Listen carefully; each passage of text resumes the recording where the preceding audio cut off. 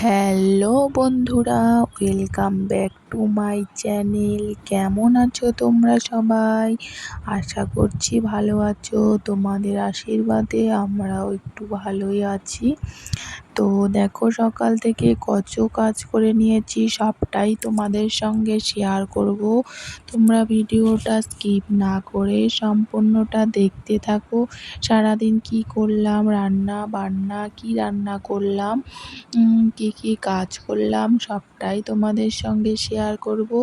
তো hello everyone, আমি স্নেহলতা আমার আরেকটা নতুন ভিডিওতে স্বাগতম জানাচ্ছি। তো যারা নতুন আছো প্লিজ চ্যানেলটি সাবস্ক্রাইব করে দিও, আর অবশ্যই লাইক বাটনটি টিপে দিও। তো ভিডিওটা শুরু করছি, সবাই দেখতে থাকো। আশা করছি তোমাদের অনেকটাই ভালো লাগবে, তো দেখতে থাকো।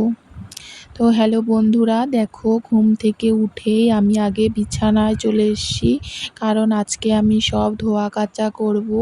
বিছানার চাদর, বালিশের কাভার, মশারি, সোফার কাভার সব কিছুই আজকে ধুয়ে দিব। তো সবটাই তোমরা দেখতে থাকো।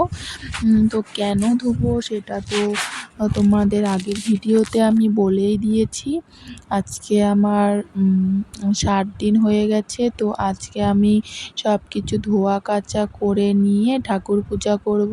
7 দিন যাবৎ আমি ঠাকুর পূজা করতে পারিনি, আমার মেয়েই ঠাকুর পূজা দিয়েছে।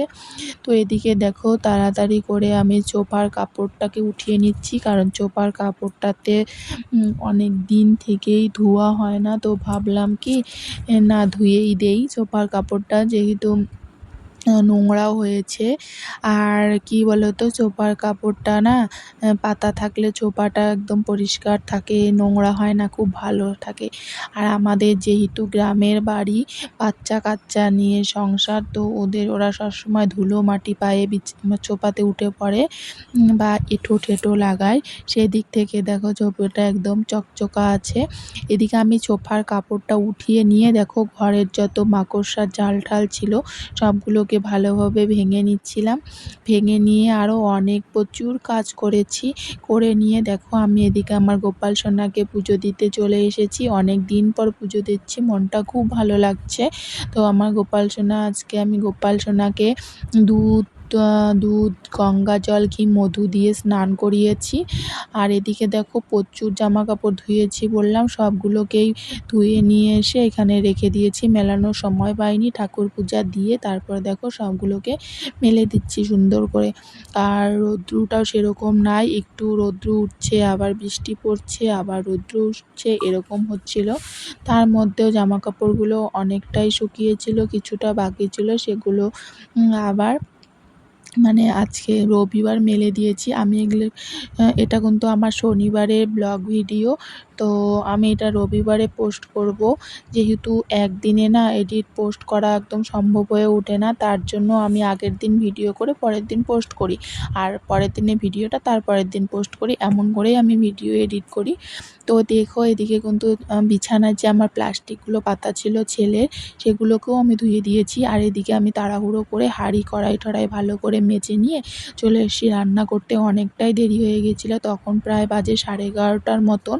এদিকে দেখো আজকে আমি বেগুন ভাজা করব, আর পেঁপে এনেছে, পেঁপেটাকে শুকনো শুকনো করে রান্না করব। এদিকে পেঁপেটাকে ভালোভাবে ভাপিয়ে নিচ্ছি। তারপরে আমি একটা শসা কেটে নিয়েছিলাম সেটা খাওয়ার জন্য, কারণ খিদা পেয়ে গিয়েছিলো। একটুখানি মুড়ি খেয়েছিলাম, তারপরে আর কিছু খাওয়া হয়নি। তো ভাবলাম শসাটা খাবো, দেখো সময়ই হচ্ছিল না। এদিকে আমি ছোটো কড়াইটাতে বেগুন ভাজা বসিয়ে দিয়েছি, আর এদিকে হচ্ছে তেলের মধ্যে 5 ফোড়ন, সম্বার দিয়ে, কাঁচা লঙ্কা দিয়ে পেঁপে ভাপানোটা দিয়ে দিয়েছি।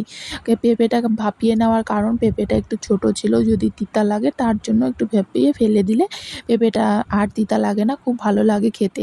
তো ওইদিকে দেখো পেঁপেটাকে আমি হলুদ লবণ দিয়ে ভালো করে কষিয়ে নিয়ে জিরার গুঁড়ো দিয়ে সামান্য পরিমাণ জল দিয়ে দিয়েছি। এখানে ভালোভাবে কষানো হবে।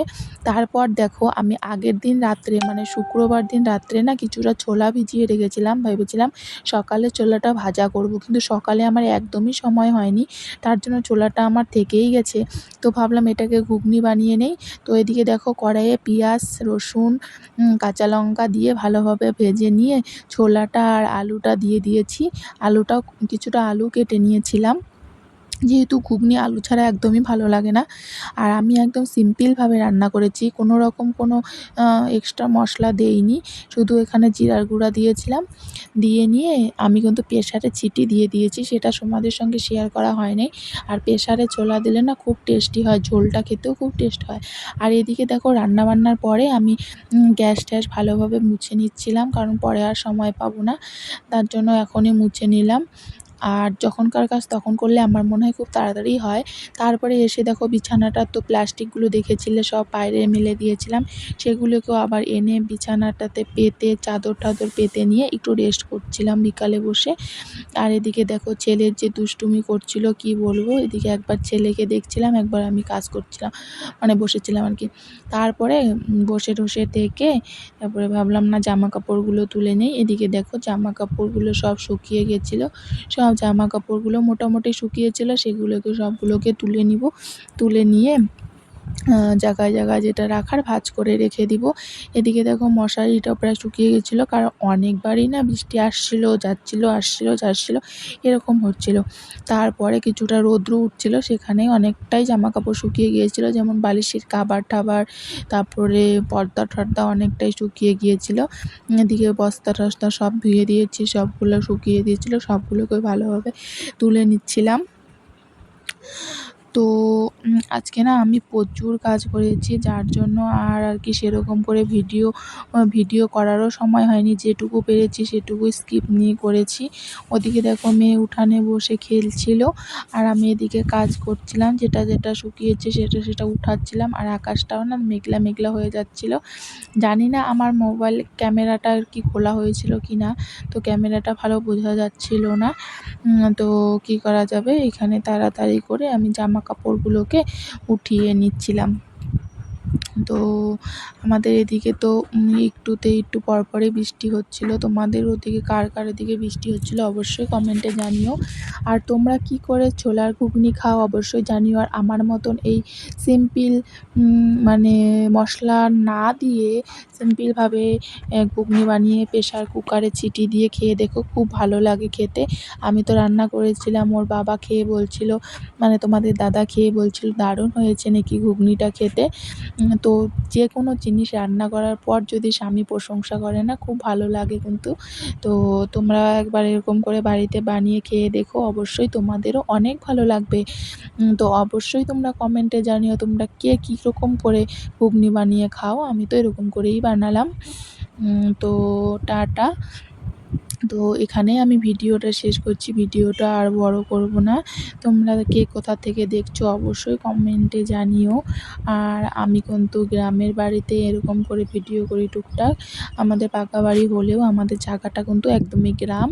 তো অবশ্যই তোমরা লাইক, কমেন্ট, শেয়ার করে দিও। টাটা।